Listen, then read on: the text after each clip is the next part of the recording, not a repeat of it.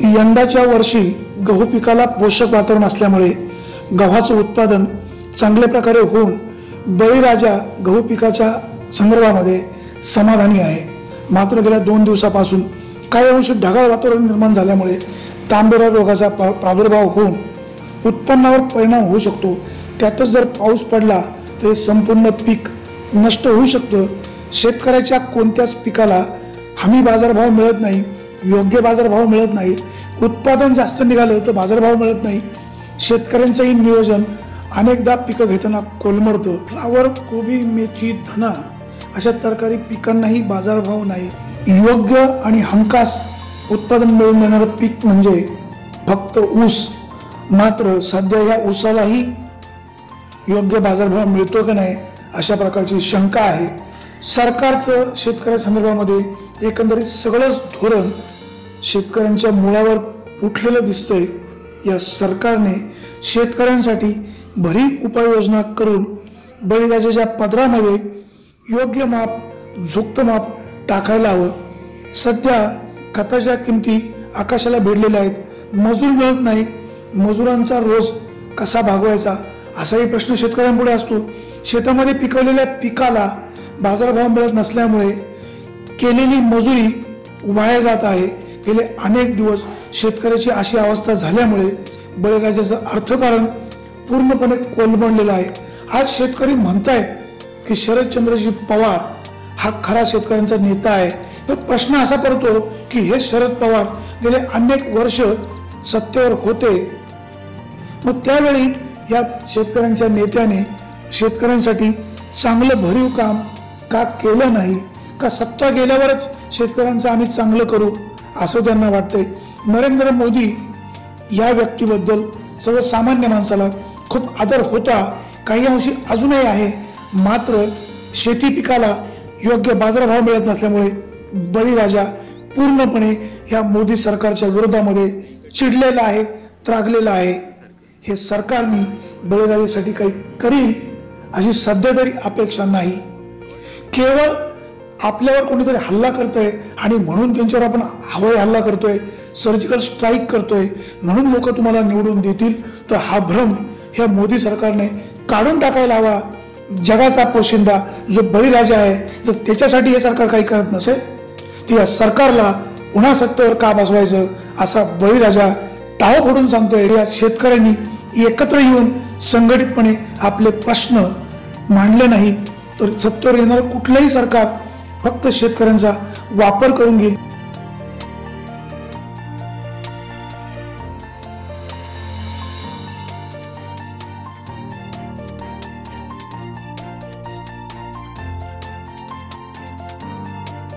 प्रशांत विदाटे नारंगावर नाही तिच्यात आता ह्या वर्षी कसं हे गव्हाचं पीक आहे थोडंफार म्हणजे जेमतेमच पद्धतीत ही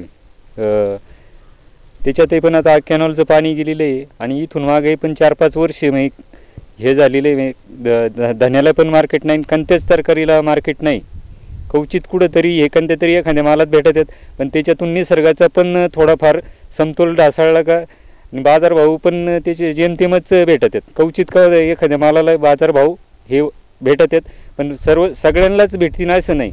एखाद्याचं कसं आता हे धना असं नाही, हे महिन्याभराचंच पीक आहे तसं, पण त्याच्यात काढणीला आला त्या खर्च जर बघितला उत्पन्नाच्या हे तर त्याला जेमतेम 1000 रुपये तरी मार्केट पाहिजे।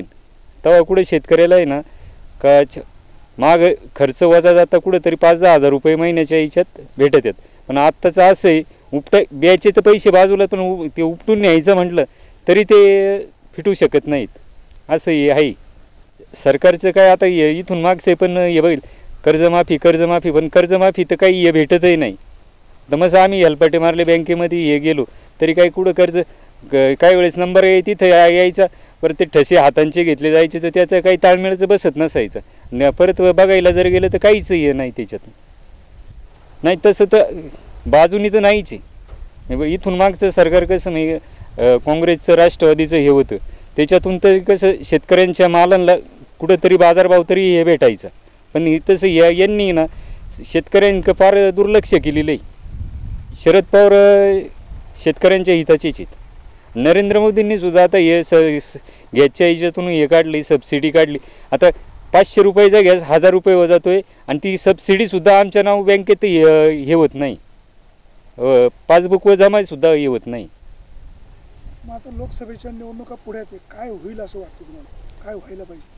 नाही, सत्तांतर हे व्हायला पाहिजे आणि ह्या वर्षी नाही सत्तांतर हे होईन नाही असं माझं हे वाटतं. हे शेतकऱ्यांच्या दृष्टीने असं वाटतंय का हे BJPचं सरकार नको, हे नोकरदार वर्गांच्यासाठी ना हे फायदेशीर आहे, पण शेतकऱ्यांच्या दृष्टीने ना काँग्रेस राष्ट्रवादीचं हे सरकार तरी हे आपल्या इथं आलं पाहिजे. हा गहू अंकुर केदार आहे. यावर्षी नाही गव्हाच्याच याचं फक्त म्हणजे कसं पाणी आता मध्ये पण कॅनॉल फुटला होता, पण आता हे आमचं कसं विहिरीला पाणी आहे पण हे कॅनॉल फुटलं म्हणजे असं. आता माझं पीक चांगलं आलेलं आहे पण काहींचं फार हातातोंडाशी घास आलेला कॅनॉल फुटला. आता आजही पण पाणी गेलेलं आहे कॅनॉलचं, असं ही परिस्थिती आहे. चासला हे फुटला होता आणि मागच्या वर्षी ना आत्ता 5-6 महिन्यापूर्वी त्यावेळेस गहू पेरला होता, त्यावेळेस इथंच माझ्या वावरापाशीच कॅनॉल फुटलेला होता इथं. आणि त्याच्यातून सुद्धा आहे ना आता इथून कॅनॉलची त्यांची हद्द आहे पण पिकातून माती काढून त्यांनी नेलेली, अशी परिस्थिती. तरकारी पिकांची काय परिस्थिती?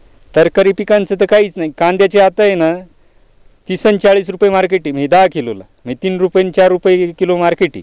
काढायला आता माणसं जर एक माणूस जर सकाळपासून जर बोलावलं तर 400 रुपये गडी माणूस आहे ना 400 रुपये घेतून बाई 300 रुपये रोजानी हे होती. आणि इथून मार्केटला आता समजा आपल्या इथं जवळची मार्केट आहे, ओतूर जुन्नर झालं, मंचरला, आळ्या फाट्याला, इथून न्यायचं म्हटलं ना 30 रुपये गोणीला भाडं आहे आणि 30 रुपयाची मोकळी गोणी आहे, म्हणजे 60 रुपये तोच खर्च होतो आणि काढायची मजुरी वेगळी, तो वेगळाच खर्च आला. आणि त्याच्यातून तिथं 30 रुपयांनी 10 किलो खपले. शेतकऱ्यांच्या हातात किती पैसे राहतात तुम्हीच बघा. मागच्या वर्षीचे कांदे आहेत ना अजून लोकांक पडून येत नाही कांदे. आता दुसरे कांदे काढायची वेळ आली तरी मागच्या कांद्यांना सुद्धा बाजार नाहीत. आता हे नवीन कांदे तरी घेणारे घेतात पण जुना कांदा कोणी घ्यायला मागत नाही, फेकून द्यायची पाळी आलेली. आता त्यालाही ना मोड आलेली, ही कांद्याची पात आहे ना तशी त्याला पातही यायला लागलेली. बळीराजा दिवसेंदिवस अडचणी येथे चाललाय. ह्या सरकारकडून बळीराजाला काही मिळेल अशी अपेक्षा होती, मात्र बळीराजाला या सरकारकडून काही मिळत नसल्यामुळे शेतकऱ्याच्या अडचणी कमी होताना दिसत नाही. यावर्षी गहू पिकाला अतिशय चांगलं पोषक वातावरण होतं, थंडी जास्त असल्यामुळे गव्हाचं उत्पादन चांगल्या प्रकारे येईल आपण असं म्हणतोय, शेतकरी पण असं म्हणतोय. पाठीमागे आपण पाहू शकतो अतिशय चांगल्या प्रकारे पीक गव्हाचं आलेलं आहे. यावर्षी केवळ गहू या पिकाला चांगल्या प्रकारे पोषक वातावरण आहे.